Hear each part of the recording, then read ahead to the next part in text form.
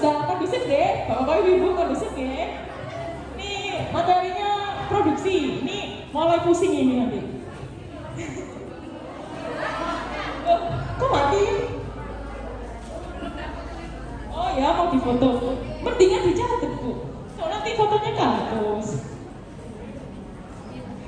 Monggo silakan, waktu dan tempat kami persilakan kepada Mas Pratama Nagandoro. Silakan.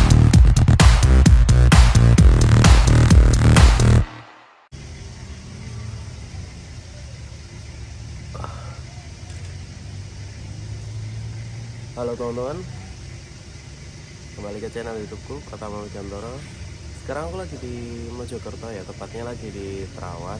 Agenda kegiatan mentor Prokus.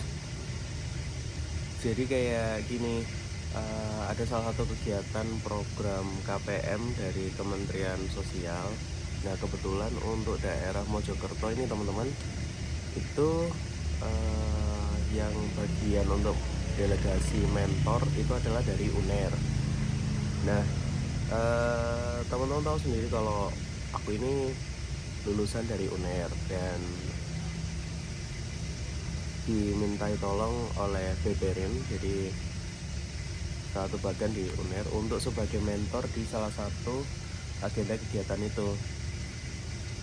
Nah sebagai mentor, kegiatanku adalah mengajarkan soal bagaimana mengelola produksi dari skala bisnis. Jadi ketika kita memiliki usaha teman-teman, bagaimana kita membuat rincian laporan produksi yang benar, dan gimana caranya biaya-biaya produksi itu tercatat semua supaya nggak boncos. Jadi apa yang aku sharing ini memang pengalaman yang aku alami ya, dan terlebih lagi barusan kan teman-teman juga tahu kalau boncos kantor ini karena hal-hal produksi itu tidak kecatat sama karyawan. Jadi aku sharing ke beberapa orang yang ada di sana, sharing, dan supaya nantinya mereka ketika membuat usaha itu untuk menciptakan biaya produksi yang benar dan semua biaya kecatat, gak ada yang boncos lagi, itu supaya ketata semua. Ya semoga apa yang aku sharing meskipun tidak banyak di sana itu bisa bermanfaat buat para peserta lah untuk memulai bisnisnya. Jadi secara general bisnisnya, bukan bisnis kayak misalkan usaha aku tuh kan budidaya lobster tawar, terus startup juga. Pasti cara ngontrol biaya produksinya kan beda-beda. Nanti kita masukkan semua, mulai dari bahan baku langsungnya apa, bahan baku tidak langsungnya apa, itu semua kita data. Setelah itu untuk pembuatan kemasan produk, kemudian logo, itu juga tadi aku ajarin juga di sana. Kita coba gali lebih dalam lagi bisnisnya apa mereka, dan sebisa mungkin sebagai mentor itu aku sharing soal apa-apa aja harus mereka persiapkan untuk skala UMKM lah istilahnya, supaya nanti mereka bisa naik kelas. Ya semoga apa yang gue share bisa membantu. Sekarang aku mau mandi dulu, siap-siap berangkat lagi. Nah kalau kamu mau tahu kegiatannya kayak gimana, ini kayak gini ya. Iya. Siap? Ibu-ibu sudah kondusif deh, Bapak Ibu kondusif deh. Ini materinya produksi, ini mulai pusing ini nanti. Loh, kok mati? Oh ya, mau difoto. Mendingan dicatat, Bu.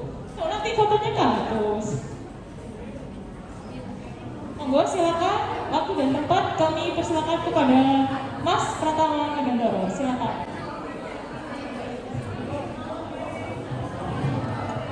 Assalamualaikum warahmatullahi wabarakatuh. Oh, Kayak di sana. Saya geser dulu. Assalamualaikum warahmatullahi wabarakatuh. Masih semangat semua? Masih. Alhamdulillah. Ini masih jam 11 loh, Bu.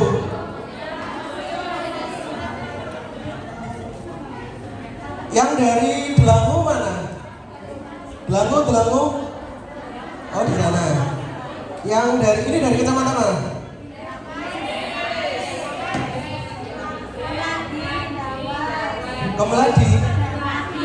Kemelagi angkat tangan. Panitia lumayan loh ini di foto. Ada yang angkat. Terus dari mana lagi? Tadi Ngadi. Trawas. Oh iya itu, angkat tangan. Tahu nggak? Oke, ya kenalin dulu teman-teman. Supaya kita lebih dekat. Karena hitungannya ada yang bilang tak kenal maka tak sayang. Kalau sudah kenal bisa sayang-sayangan. Jadi di sini biar kita lebih dekat, aku panggil teman-teman aja ya. Selamat siang teman-teman. Selamat siang teman-teman. Memang agak ribet ya untuk yang hari ini karena kita akan ngobrolin soal produksi. Jadi kita ngobrolin produksi ini adalah tempat di mana banyak bocornya sebuah lini bisnis kalian. Kerugian itu biasa pertama itu ada di skala produksi. Oh iya, di sini aku mau tanya dulu. Ya ada yang sudah punya usaha dan sudah running usaha jalan, angkat tangan. Angkat tangan, silakan. Gak usah ragu-ragu, gak usah malu-malu, gak disensus di sini. Silakan. Yang belum punya usaha tapi kepengen punya usaha siapa? Angkat tangan, gak apa-apa, gak usah malu-malu, gak malu-maluin kok di sini. Silakan. Oh ya, yang sudah punya usaha tapi karena COVID istirahat dulu, tapi nanti mau melanjutkan lagi siapa? Angkat tangan. Oke, yang bingung kalau kesini tuh mau ngapain, udah datang aja yang penting dapat kita bisa ngobrol gitu. Siapa? Angkat tangan.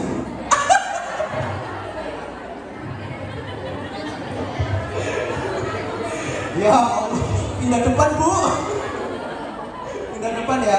Jadi, oh ini depan kosong nih. Jadi gini, kita akan ngobrolin skala produksi. Aku yakin di antara teman-teman semua yang sudah mulai usaha pasti pernah ngerasain. Aku bikin usaha, ini aku bikin hal yang simpel aja ya. Aku punya usaha jualan roti. Aku jualannya 3.000 rupiah, tapi kok tak gawe tuku tepung aja kok gak bahannya mana ya? Ada yang pernah nggak? Pernah nggak? Pernah ya? Aku mau jualan capce tapi aku habis ini mau beli LPG lagi duitnya kok tak gawe bayar arisan gitu. Pernah nggak? Pernah ya? Nah, ini masalahnya ibu-ibu ya, termasuk ibuku juga. Nah, sebenarnya kayak yang aku bilang tadi, masalah utama ketika proses produksi itu adalah masalah utama ketika kalian mulai usaha. Jadi kebocoran usaha kalian itu terlihat banget di sana. Kenalin dulu teman-teman, namaku Pratama Megantoro. Aku owner dari Tangga Lobster, Makan Lobster sama Kerja Impian. Jadi aku pegang 3 PT sekarang. Semuanya ownernya aku semua di akte PT itu. Dan aku pernah ngerasain yang namanya bocor, kegiatan bisnis bocor itu sampai 330 juta itu pernah. Jadi ketika teman-teman mau buka usaha, mau mulai usaha, ketika teman-teman sudah tahu ini bisnisnya mau ke arah mana dari BMC tadi ya, sudah tahu nih mau jualan apa, mau ke siapa, apa yang harus kita lakukan. Yang kedua itu yang harus kalian persiapkan semuanya itu adalah produksinya. Membuat sebuah produk yang benar itu kayak gimana, hitungannya seperti apa, biar gak boncos, akhirnya isok itu ke LPG. Jadi kayak gitu. Next. Nah, aku akan ngobrol pelan-pelan ya. Jadi hitungannya di sini kita bagi jadi 3 tahap. Kalau masih ada yang bingung bisa angkat tangan. Tapi kalau misalkan ada yang nggak ngerti angkat tangan aja nggak apa-apa. Kalau aku ngerasa audiensnya di sini kurang kondusif, nanti akan aku bilang juga seperti ini. Selamat siang ibu-ibu. Ya, itu tandanya kalau misalkan audiensnya kurang kondusif ya. Jadi kita biar bisa fokus. Dan sebelum ini aku mulai, aku minta kita kita sepakat satu hal, HP ditaruh, HP di silent ditaruh supaya kita nanti nyatat semua pegang buku, pegang kertas. Kecuali yang mungkin lagi sambil bawa anak nggak apa-apa, masa anaknya ditaruh di bawah ya kasihan. Jadi anaknya apa dibawa dipegang aja. Oke, next. Nah, kita akan ngobrolin soal perencanaan produksi ini yang pertama ya. Jadi pada dasarnya ketika kita mau bikin produksi, kita mau bikin roti misalkan, atau kita mau bikin bakpao misalkan. Kita mau bikin bakpao, itu kita bagi jadi 3 tahap. Pertama pasti kita siapkan dulu bahan bakunya, ya toh. Kemudian gimana cara produksinya. Yang ketiga, gimana cara menghitung biaya produksi. Nah ini yang biasanya rodok. Nah ini alunya biaya, terus nanti iso dibikin kayak gimana. Nanti yang mungkin agak bingung. Nah, oke, kita akan ngobrolin pertama soal bahan baku. Next. Nah, aku kan belum tahu nih teman-teman di sini semua ibu-ibu sekalian pada punya usaha yang bergerak di bidang apa? Ada yang punya usaha kuliner ngacung? Konveksi ngacung? Konveksi itu jahit, sepatu, tas. Konveksi ngacung? Yang enggak aku panggil ngacung. Jadi aku tanya satu-satu gitu loh, usahanya apa gitu. Silakan, usahanya apa Bu? Laundry, jasa ya berarti ya. Ada yang laundry juga? Oke, tak memberikan jasa. Yang lain?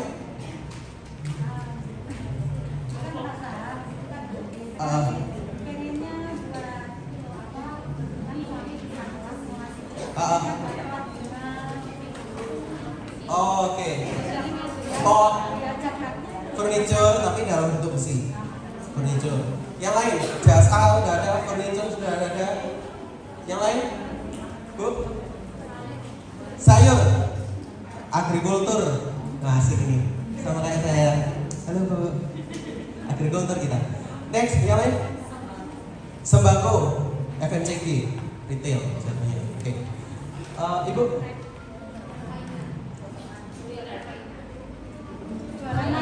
Jual mainan, retail, hampir mirip sama fast moving. Sembako sama warung kopi es, oke. Hah?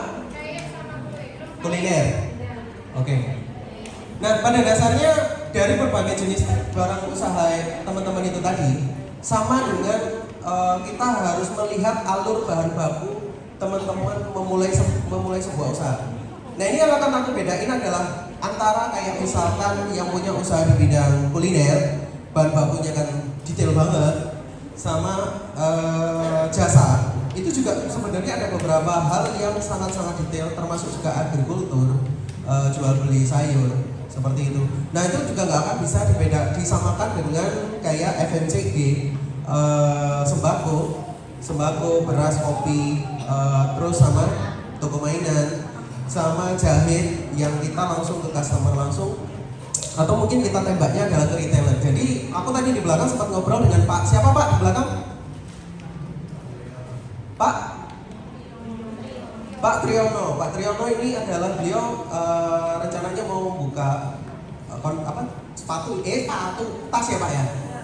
Karena beliau bekerja di tempatnya dan tahu detail sampai berapa HPP bikin barangnya. Jadi kayak gitu ya Pak ya.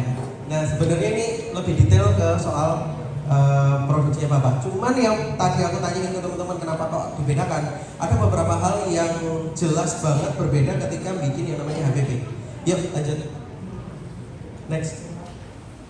Udah tahu ya ini ya, produksi itu apa? Ya gimana caranya kita menciptakan sebuah barang. Simpel itu aja.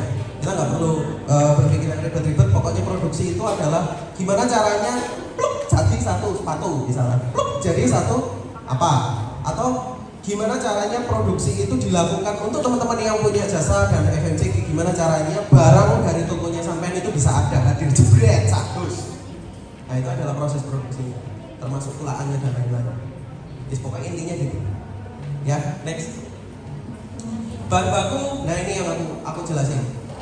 Ini sumber permasalahannya saja nih. Jadi bahan baku itu dibagi jadi dua teman-teman. Ibu-ibu, teman-teman, kakak, adik, mbak. Bahan baku dibagi jadi dua. Jadi memang ada yang namanya langsung dan juga tidak langsung. Secara hal ini bahan baku langsung ini kalau ibaratnya teman-teman tahu bikin roti isi lemper sus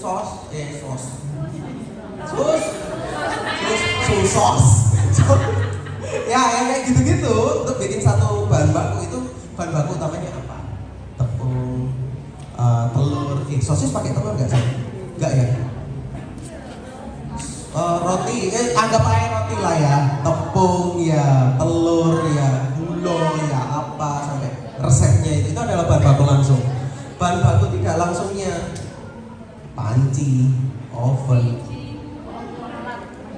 alat, gas, segala hal yang memang mendukung proses terjadinya itu tadi.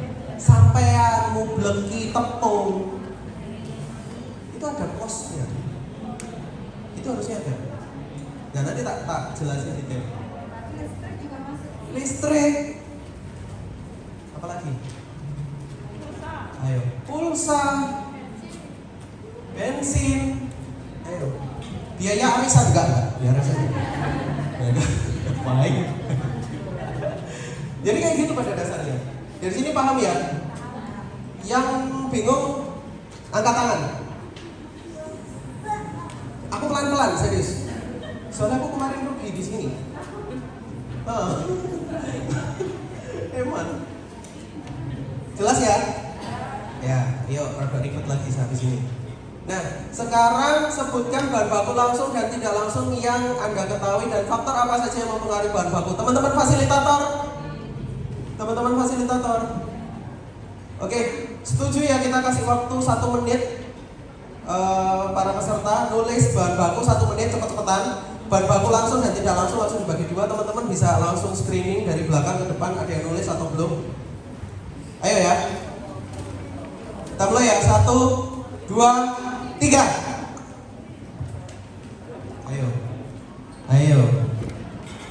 Ayo. Bahan baku langsung, bahan baku tidak langsung. Ben gak rugi akeh. Oke, sip. Lihat Bu.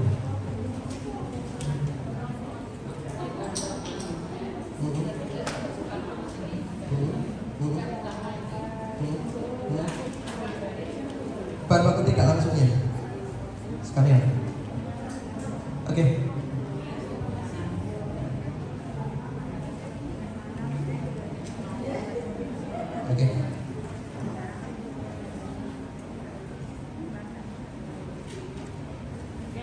Aku langsung pokoknya. Ya pokoknya hampir-mirip kayak gitu ya. Nanti tanyakan suami ya. Sampaikan salam buat suami. Saya masih lurus kok. Oh udah nikah juga kok. Oh belum. Ayo cepat. Yang lain yang sudah.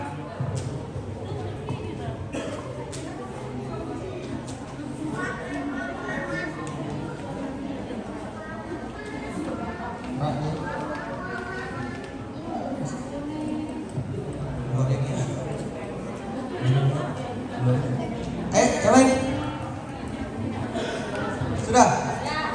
Kabelnya gak keok Pak, sampai ini Pak.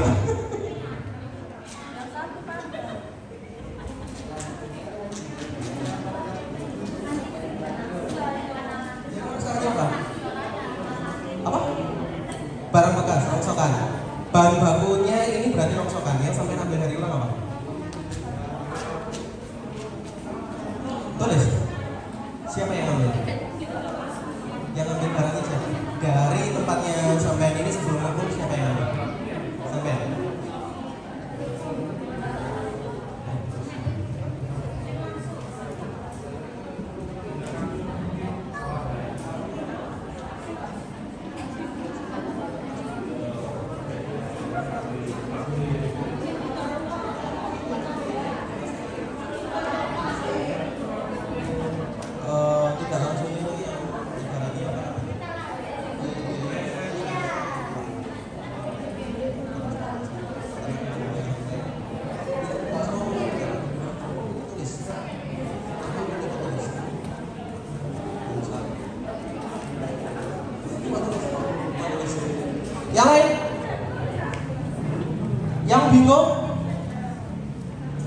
Atau yang tadi sempat bilang kalau kesini nggak tahu mau ngapain,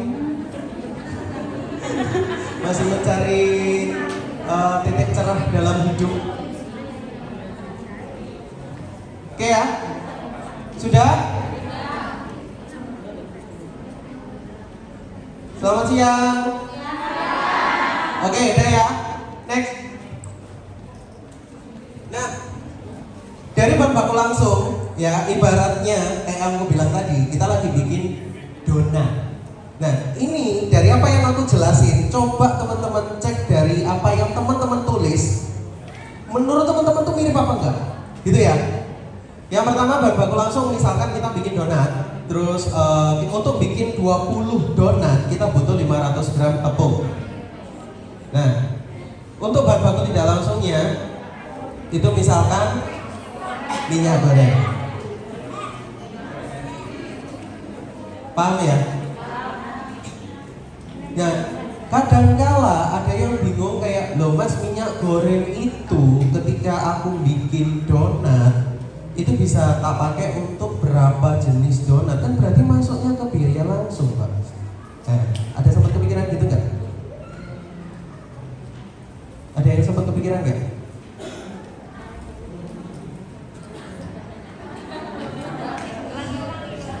Jadi gini, ketika bikin donat, ketika bikin donat yang seperti tepung, telur, terigu, maizena, vanili, apa yang jadi resep di dalam donat, itu kan memang masuk bahan baku langsung. Sempat kepikiran nggak kayak goreng donat minyak goreng itu masuk ke biaya langsung atau biaya tidak langsung?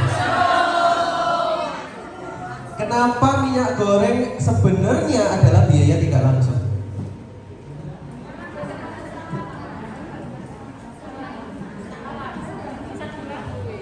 Ayo, tadi kan sempat biaya langsung.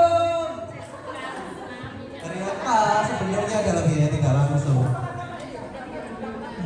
Benar.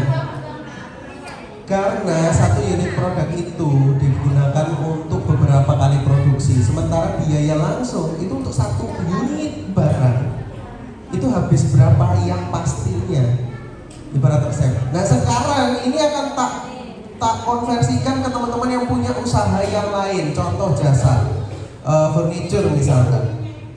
Kita mau bikin yang namanya rak, ibaratkan ini rak ya. Bahan baku langsungnya itu ya seperti besi, solder. Dalam setiap satu kali produksi ini itu bisa habis berapa bahan-bahannya. Baru bahan baku nggak langsungnya itu kayak pemakaian listrik, alat potongnya, mesinnya. Nah itu tolong dibedakan. Loh mas, kalau usahaku itu bergerak di bidang FMCG, waduh FMCG itu kerenan. Aku nek punya usaha sembako piye?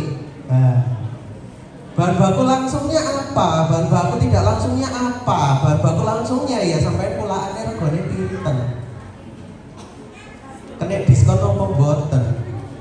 Jupuk dhewe apa sampean dijupukaken? Nah itu biaya bahan baku langsungnya kalau sembako.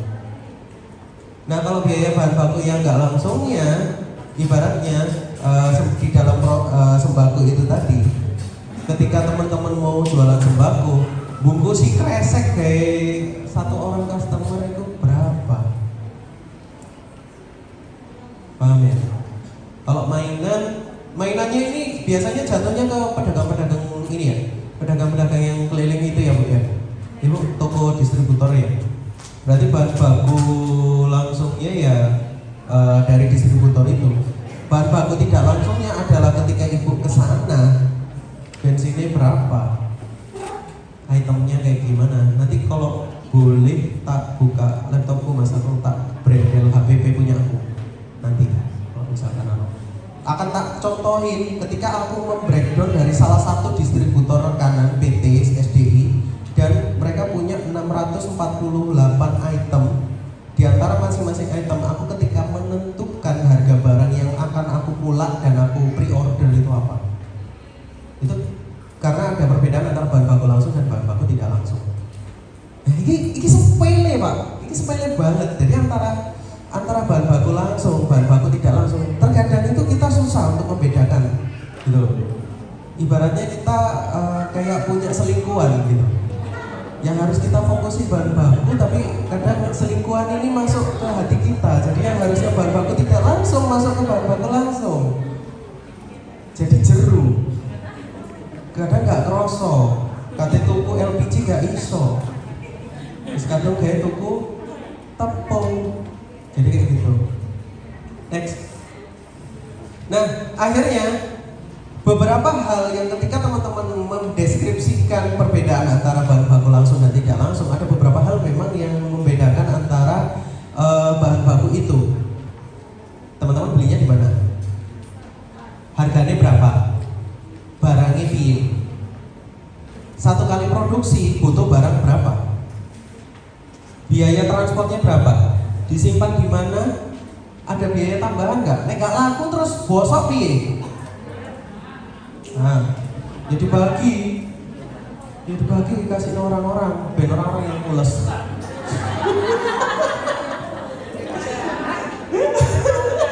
Jualan ya Om Yo. Jualan. Nah, tapi pada dasarnya teman-teman perlu membedakan ini. Jadi ketika teman-teman berjualan, ada yang sempat nggak pernah jualan dan mencatat penjualannya lewat catatan sederhana. Pernah ya? Bisa membedakan mana yang lakune banter, mana yang enggak? Mana fast moving, mana yang enggak? Mana yang bulan ini ternyata laku 20, berarti bulan depan aku harus pula berapa? Ada? Ada yang sudah ada. Kalau sudah ada aku ucapkan selamat. Berarti sampai tinggal fokus ke biaya bahan baku ini berapa. Karena dari situ sampai bisa memutar uang lebih cepat daripada teman-teman harus fokus penjualan 1 bulan. Jadi kayak gitu. Kalau ada yang belum, kemungkinan barang kalian stoknya nandon. Jadi kayak misalkan ibaratnya gini, kita total mungkin teman-teman yang pernah bermain ke distributor, kalau misalkan antara sembako dan toko mainan tadi ya, itu yang kelihatan barang-barangnya coba didata ulang dan dicocokkan sama kulaan dari distributor. Biayanya berapa? Coba misalkan distributornya namanya Pak Slamet. Bos, kira-kira total biyen aku dodolan sampai saiki iku totalnya aku sampai piro ya? Nah, coba ditotal. Coba ditanyai. Oh, sampai 100 juta, Bos. Wah, alhamdulillah. Wah, aku berarti aku termasuk kenceng ya, Bos ya. Kayak ono diskon. Ya, tapi seenggaknya kita tahu data kita adalah 100 juta. Habis itu cek sama barang gudang. Dicek HP. Loh, ternyata stokku ada 80 juta. Berarti kalian membuang kesempatan 80 juta itu untuk berputar lebih cepat daripada 20 juta. Jadi nafasnya yang akhirnya punya stok barang banyak itu bukan karena barang yang 80 juta tadi. Barang yang 20 juta itu tadi sehingga bisa berputar sampai 80 juta. Dan itu fatal. Akhirnya stoknya asetnya banyak yang mati. Nah, makanya ketika mendeskripsikan bahan baku, pertama memang harga iya, kualitas iya, penggunaannya berapa lama, biaya-biaya yang lain seperti apa, baru disimpan di mana dan lain-lain. Ini adalah kaitannya dengan perputaran barang kalian nantinya, high risk atau enggak. Jadi kayak gitu. Dari sini paham? Paham? Ini aku masih jelasin resikonya aja dulu. Aku belum ngomong ke bisnisnya belum kasihan. Oke, next. Nah, dari apa yang teman-teman tahu tadi, ketika merencanakan produksi, kita harus punya yang namanya strategi dalam menyiapkan sebuah produk. Mau fokus teknologi atau mau fokus SOP. Aku akan lebih menekankan soal ini adalah di SOP. Nek aku loh ya. Kalau penjelasannya apa bisa dibaca teman-teman. Aku langsung jelasin aja. Jadi kenapa kok aku lebih prefer ke arah SOP? Karena kalau untuk teman-teman, kalau fokus ke arah teknologi, ketika teman-teman melakukan pendataan yang efektif, aku rasa teman-teman masih akan bingung. kecuali ada bantuan aplikasi. Ada yang pakai HP Android? Android? Ada yang punya aplikasi buku kas, buku warung atau apa? Ada yang punya? Ah, ya kan? Terus nyatetnya piye? Catat kertas. Ya itu nggak kelihatan. Coba download namanya buku warung kalau nggak salah. Gratis guys. Gratis sampai bisa nyatet hutang, sampai bisa nyatet piutang, bisa keluarin invoice. Guys, laporan penjualan tiap bulan, barang apa yang paling sering keluar, stok barang yang menumpuk, itu ada semua di buku warung. Gambarnya lebah warna kuning. Laporan invoice di download tiap bulan, kalau sudah 6 bulan cobalah ambil kur ACC. Semua enak kok. Tapi mulai ditata dari sekarang. Di situ akan kelihatan. Nah, kelihatan stok barang kita yang menumpuk apa dan biaya overheadnya yang terlalu besar itu di mana. Kalau teman-teman mau fokus ke arah teknologi, tapi kalau teman-teman mau fokus ke SOP, berarti dalam setiap pembuatan produksi itu teman-teman harus bisa menekan beberapa item dari produksi yang teman-teman buat. Gimana caranya? Pasti beda toh, bikin 3 donat sama 20 donat beda kan? Beda. Terus gak payung piye mas? Itu kan selalu jadi beban kita. Tetap ya, ingat sekali lagi, gak ada jualan yang gak laku. Gak ada jualan yang gak laku. Teman-teman cuman belum menerima pembeli yang pas. Baru ketemu jodohnya di sebelah. Tidak ada bisnis yang tidak laku. 3 usaha saya itu usahanya customer-nya aneh-aneh. Budidaya perikanan, warung, sama ketenaga kerjaan. Beda udah. Laku kan? Ya laku. Tapi masuk kalau sepi deh mas? Ya tahu. 8 bulan saya nggak ada pemasukan salah satu unit usaha saya. Ya nggak apa-apa. Ketika ada masalah seperti itu berarti harus ada sesuatu yang dirubah nantinya. Nah, fokus ke SOP ketika gimana caranya untuk menghasilkan produk dengan standar yang teman-teman siapin. Nah, memungkinkan nggak untuk biaya itu diturunin? Ketika itu sudah, jangan punya pemikiran untuk kok nek gak payu piye, seiku kok masalahku kok. Bukan jalan dulu, nek jalan dulu ya salah sebenarnya. Enggak, maksudnya didata dulu. Oh bikin sampai ini biaya sampai ini, oh bikin ini biaya ini. Data ya bisa datanya pewanjang sekalian, Bapak. Pewanjang. Nanti aku mau liatin lah dataku ketika aku pulang sampai ini, aku sampai ini, aku sampai ini, aku sampai ini. Nanti ini aku akan milih ini. Nanti tak liatin. Ribet ya. Tapi ribet itu yang bikin enak. Soalnya nanti yang ngerjain karyawan. Itu sih. Tapi pemikiran itu sih rodok. Oke, next. Nah, kita akan ngomongin soal gimana caranya hitung bahan baku. Misalkan persediaan awal bahan baku kalian itu dibagi dengan bahan baku yang belum dipakai pada periode lalu. Jadi pembelian bahan baku yang baru itu berapa? Persediaan akhir bahan baku dibagi jumlah bahan baku belum terpakai. Jumlah bahan baku terpakai dibagi biaya bahan baku. Jadi ada beberapa cara untuk menghitung bahan baku ya. Kalau teman-teman usahanya sudah jalan, teman-teman perlu pakainya itu ya persediaan awal bahan baku. Kalau misalkan masih ada barang-barang apa misalkan itu baru dibagi sama bahan baku yang belum dipakai pada periode kemarin. Misalkan usaha teman-teman udah jalan, ada yang usahanya udah jalan. Nah, cara ngitungnya kayak gitu. Pembelian bahan baku ditambah dengan berapa? Jadinya.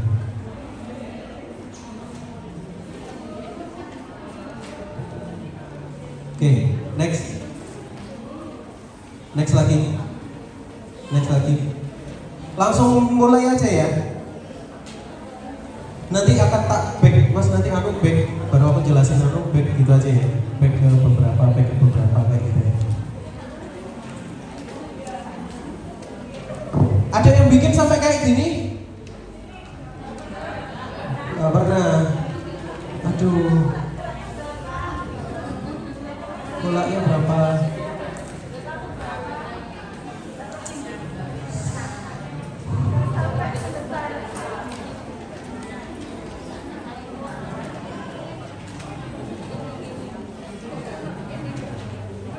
Kalau nanti berikutnya setelah ini ibu bikin kayak gini, ibu perlu apa?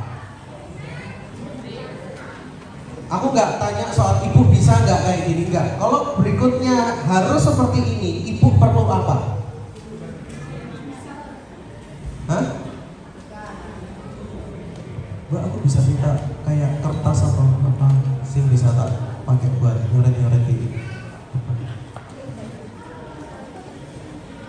Nggak, maksudnya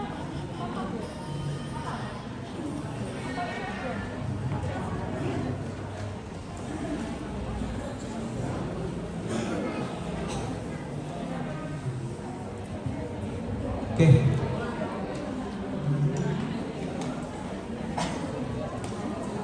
Nah, ngomongin kayak gini, ibu perlu apa? Kalau misalkan bikin seperti ini, ibu untuk melangkah seperti ini kendalanya apa biasanya? Bingung? Bingung? Maksudnya apa? Kayak opo? Mas, ini bisa buka laptop ininya tak masuk ke laptop, aku tak buka Excel. Bisa? Saya tak, bentar ya.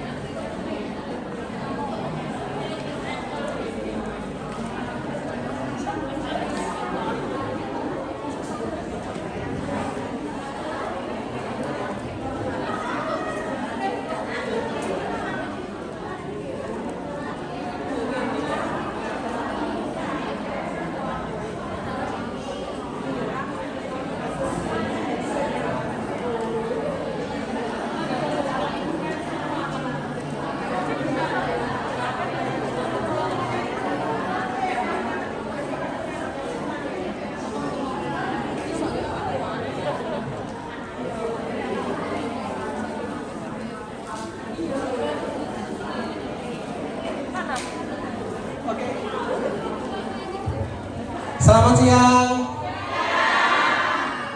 Selamat siang. Tumbas. Nah, ini teman-teman ada yang punya usaha apa enggak sih? Tumbas. berapa bungkus?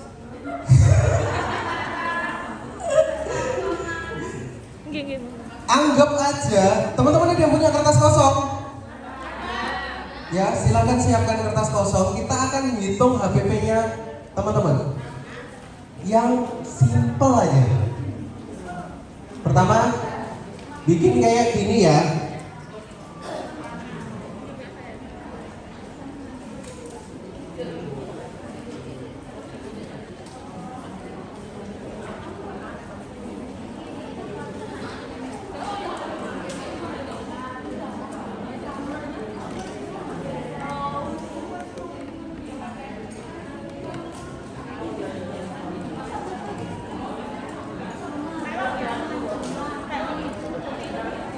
Ini tak ya.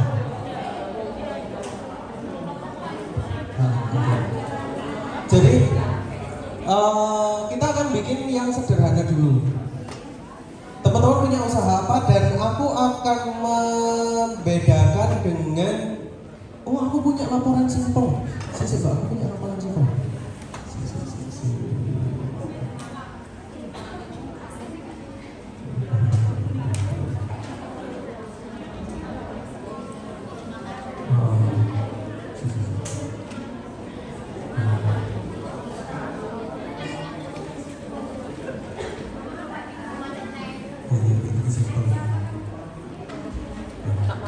Itu tadi sih nanti ya.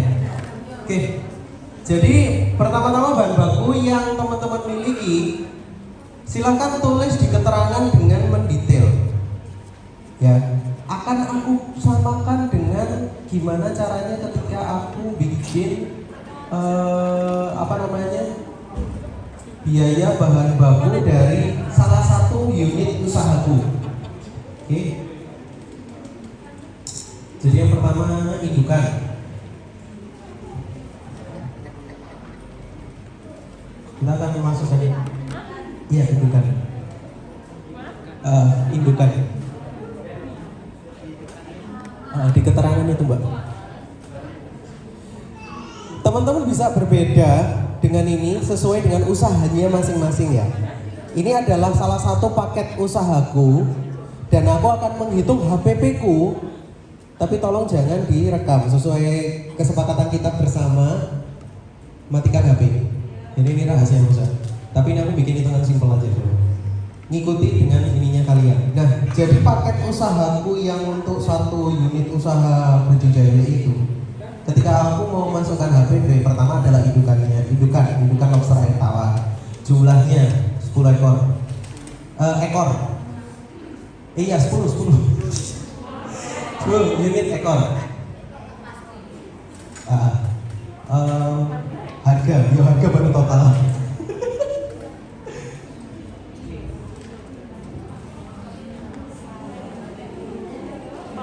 Rp15.000.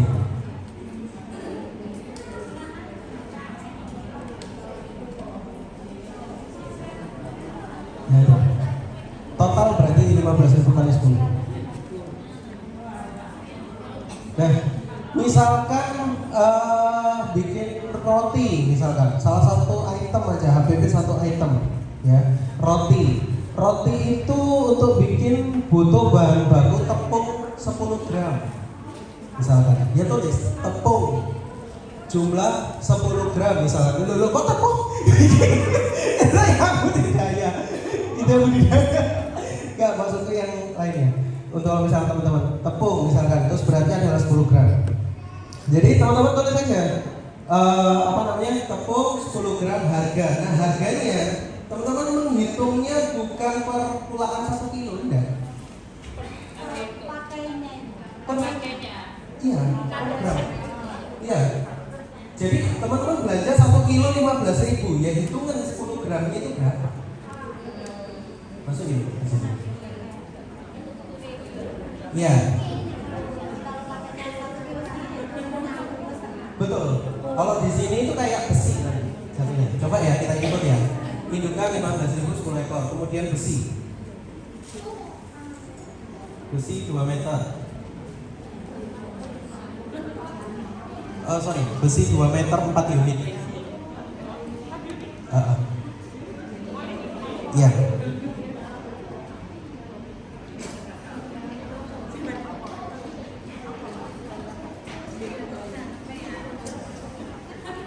Harga sama dengan dalam kurung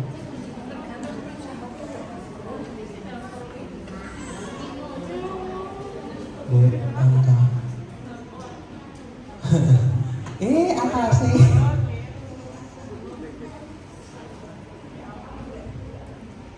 Kalau pakai Excel sama dengan dalam kurung 45.500. Salah jawab pirang meter mas? 4 ya? 4 ya? Dibagi 4.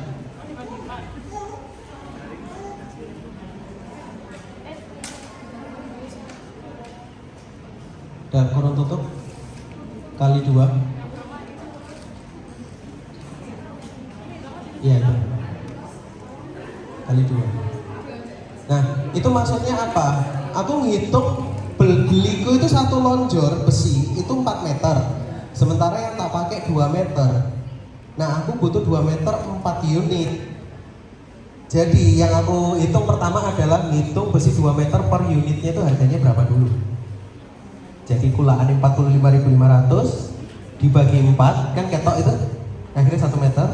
Kemudian baru dikali 2. Nah, itu baru per harga besi 2 meter. Baru dikalikan 4. Jadi baru sebelahnya sama dengan itu kali itu.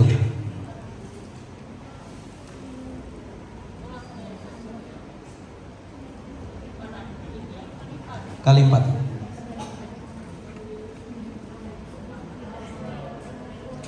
Oke, baru ketemu. Nah, di sini kenapa ini seperti ini? Kemudian tulis lagi Mbak, besi 0,5 meter. Sama sekalian di bawahnya besi 1 meter. Nah, 0,5 meternya 6. 1 meternya 3.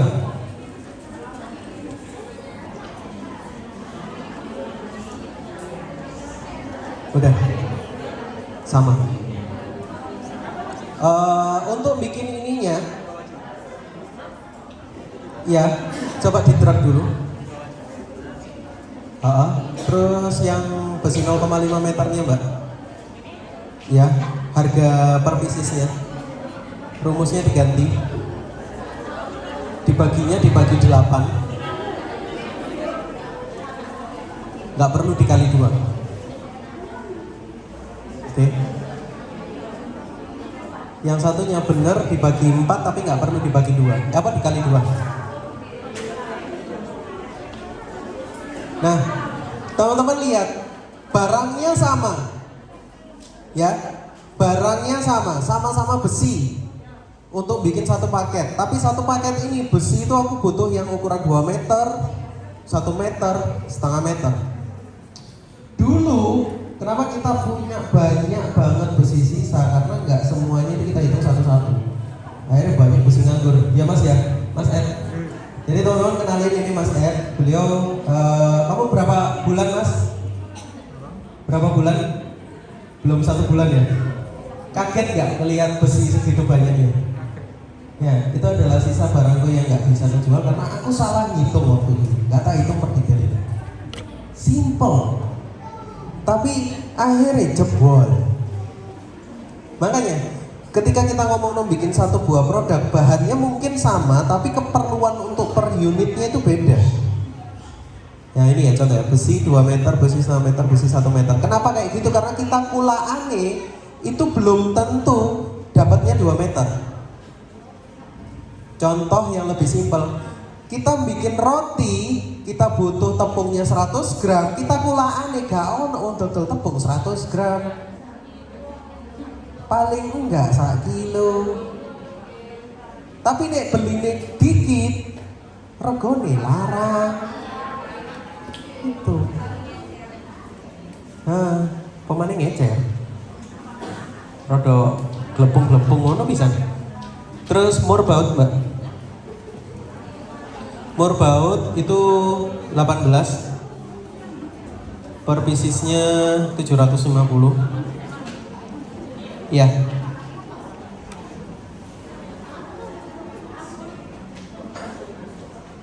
$750. Iya. Sokdrat in out. Sokdrat in out. Sokdrat. Sokdrat. Sokdrat in out. In out.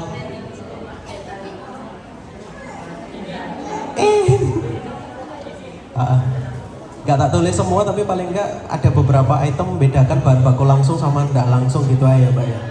Sokdrat in out itu 2.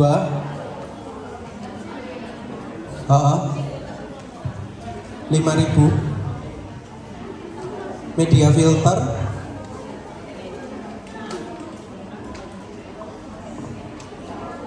sama pengiriman box styrofoam.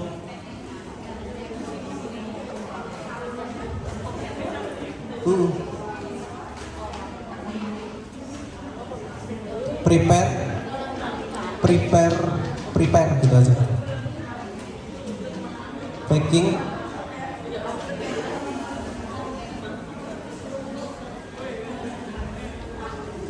kirim. Oke, media filter 1 unit, tulis saya 75.000.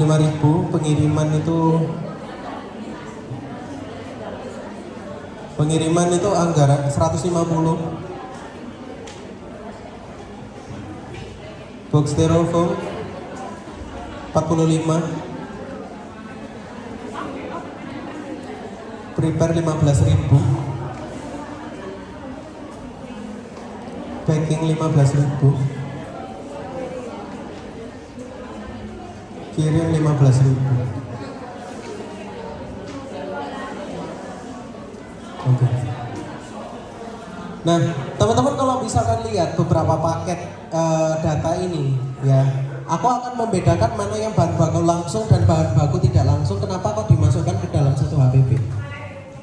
Jadi gini, pertama adalah kayak seperti indukan, besi, kemudian murbaut, shock drag, media filter, itu semua adalah bahan baku langsungnya.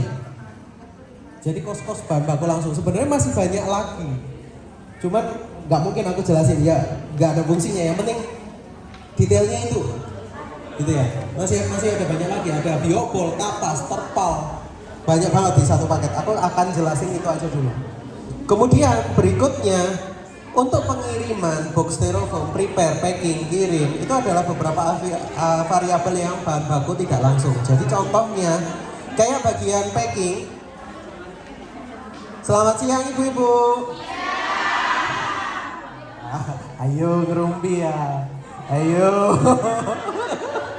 Pikirannya sudah di rumah, kompornya udah tak matiin apa belum? Oh ada. Anaknya nangis apa suami bu di rumah? Ayo. Nah, lanjut ya. Kayak misalkan yang lain ya, kayak misalkan pengiriman box styrofoam, prepare, packing, kirim itu adalah biaya yang masuk bahan baku tidak langsung. Kenapa? Jadi ketika kita ngeluarin gaji karyawan, ya entah itu yang bagian sales ataupun bagian operasional, itu kita target kerjakan dengan berapa banyak barang yang kita packing dan berapa banyak barang yang bisa kita jual. Meskipun kita harus mempersiapkan anggaran untuk menggaji mereka, tapi setidaknya ketika ada item barang yang terjual, cost itu bisa menutupi di situ. Akhirnya terlihat itu biayanya berapa.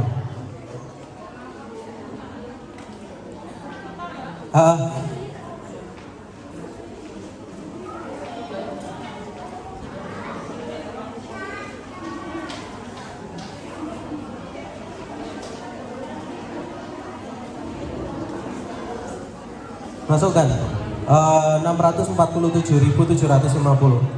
Nah, di dalam sini kenapa kok punya kita itu kalau dibandingkan kompetitor ya? Kompetitor itu jualannya di harga 350.000. Kita jualnya di 3.450.000. Jauh perbandingannya. Tapi bahan-bahan yang kita kasih ya, ini belum detail. Jadi kalau teman-teman tahu detail untuk HPP-nya itu sekitar 2 jutaan.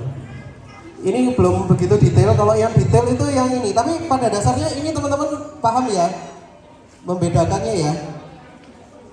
Iya, diwarnai aja.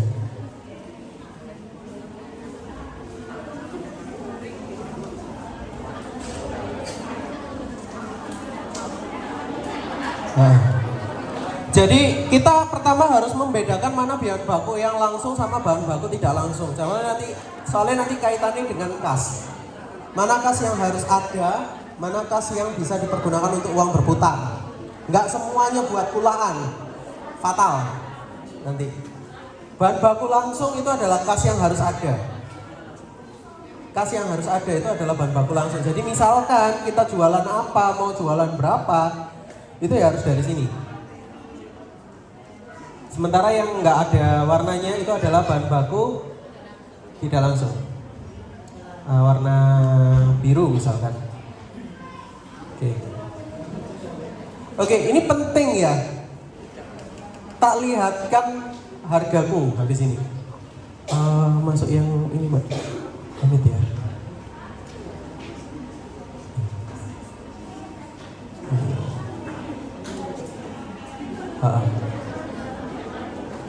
Oke.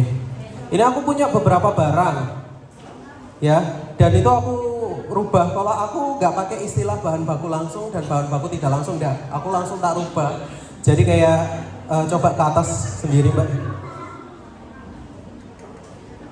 Nah, jadi misalkan yang ini Platinum Series, itu kita bedakan jadi kayak yang coklat itu adalah untuk indukan, peruntukannya yang hijau itu untuk peralatan, yang biru itu untuk retail, yang satunya untuk pengiriman dan lain-lain. Kalau dari kita nggak cuma dua.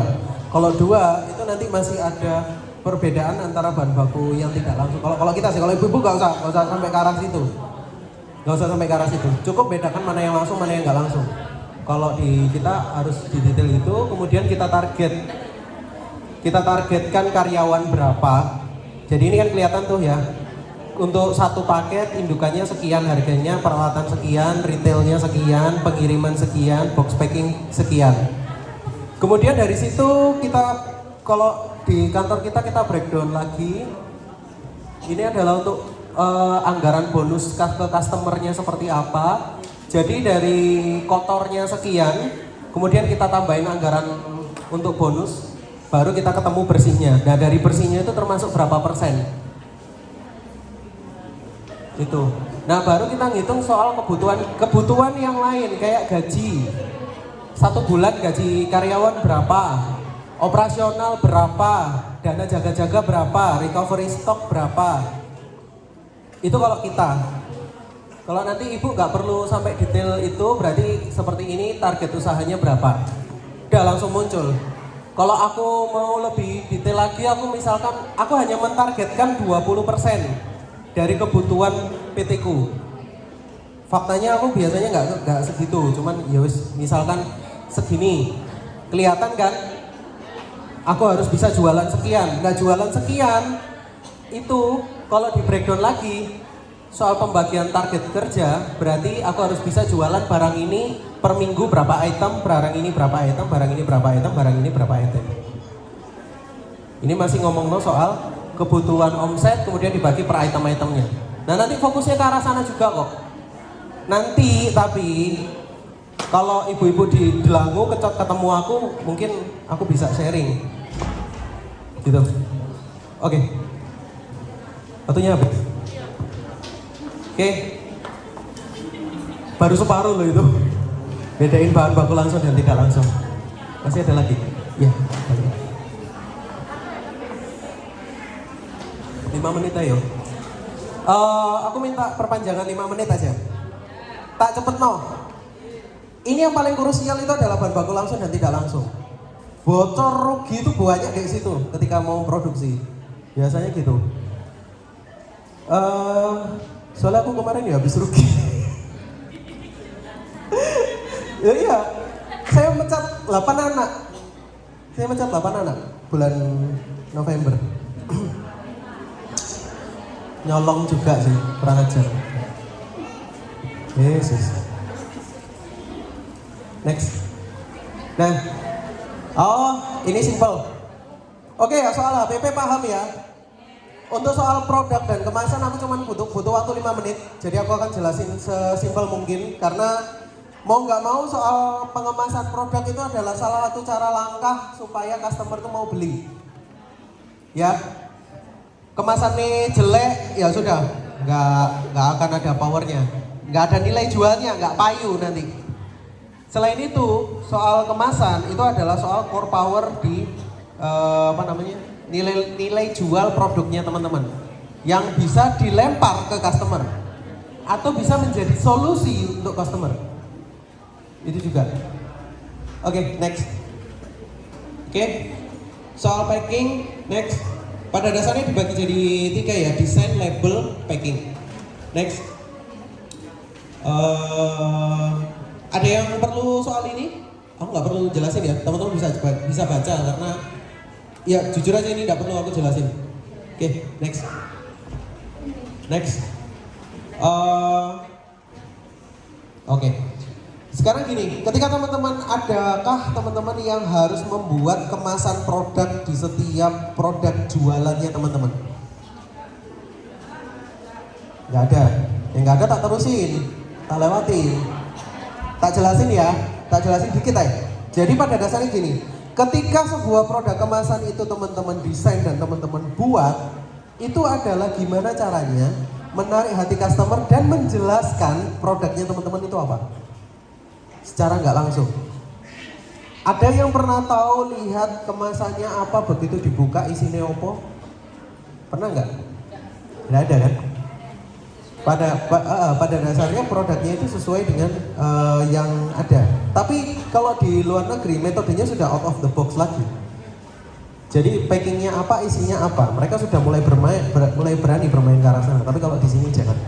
Soalnya masyarakatnya belum siap untuk menerima sesuatu yang tidak keluar dari ekspektasi mereka. Jadi pada dasarnya ketika teman-teman bikin kemasan, jelas itu adalah informasi produknya dulu. Informasi produk jelas komposisi, isi produk, nilai gizi, apa semuanya itu harus ada. Kemudian nama pengolahan, kode produksi apa. Ini pada dasarnya 7 komponen yang ada di sini itu adalah soal detail barangnya aman apa enggak. Cuma ada satu hal yang tidak ada di sini. Barang ini bisa menjelaskan 2 hal enggak kepada customer mengenai kalian. Misalkan tuh iPhone. Apa yang teman-teman lihat dari iPhone? Enggak, maksudnya apa? Bandingkan sama ini.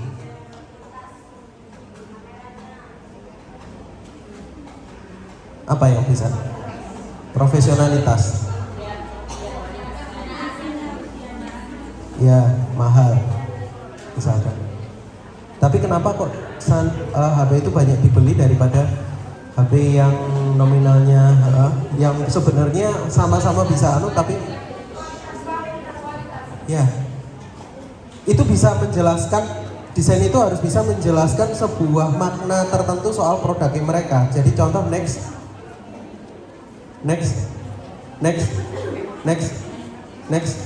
Jadi seperti ini. Teman-teman tahu nggak Nike kenapa kok bentuknya seperti ini? Hah? Apa? Oh, McDonald. Ya, kenapa McDonald kok gini? Kenapa kok enggak? Tapi kok karena udah diingat. Gini, untuk kuliner coba cari yang yang terkenal tapi tanpa menggunakan warna merah dan kuning dibandingkan dengan yang terkenal yang menggunakan warna merah dan kuning sebagai perbandingan. Lebih banyak mana? McD merah kuning, KFC merah putih, Pizza Hut merah hitam, geprek, bebek nyinyir, bebek nyinyir, ayam nelongso merah hitam. Ada apa di balik merah dan kuning? Terutama di kuliner. Laziza, bahkan ayam yang pinggir jalan tuh yang banyak deh di sana ayamnya merah. Pitung ewu warok. Kenapa kok warna merah? Karena warna merah itu meningkatkan atensi orang yang melihat itu lebih jelas. Dan ada permainan psikologi warna yang menjelaskan orang itu kalau lihat sesuatu warna merah perutnya rodok kerucuk. Jadi kayak sebenarnya kerucuk itu bukan karena lapar, karena ada asam yang ditimbulkan dari warna itu. Jadi kayak gitu. Nah, tolong bikin logo yang bisa menjelaskan ke customer kalian 2 hal soal kalian. Kalau kuliner, siapkan warna merah dan kuning. Itu udah pasti. Next. Ya, sederhana. Beda dengan kompetitornya. Udah dibagi dan oke. Next. Oke. Legalitas. Ada yang udah punya legalitas? Belum? Kalau belum, cek di internet. Ya, bingung ada nomorku bisa WA. Ya. Bisa WA ke nomorku pribadi. Mbak dapat daftar hadir tuh. Ada. Yes. Teman-teman bisa WA aja. Karena ini ribet dan ini harus 1 harian lebih jelasinnya. Yang jelas ini, ketika teman-teman udah bisa berhasil, bikin CV dulu, ya, bikin CV, wis intinya itu. Next, oke, cukup. Kalian hanya perlu NIB ya, untuk bisa ngelangkah kemana. Jadi dari aku gitu teman-teman, thank you. Terima kasih semua, selamat siang. Tepuk tangan untuk Mas Mega.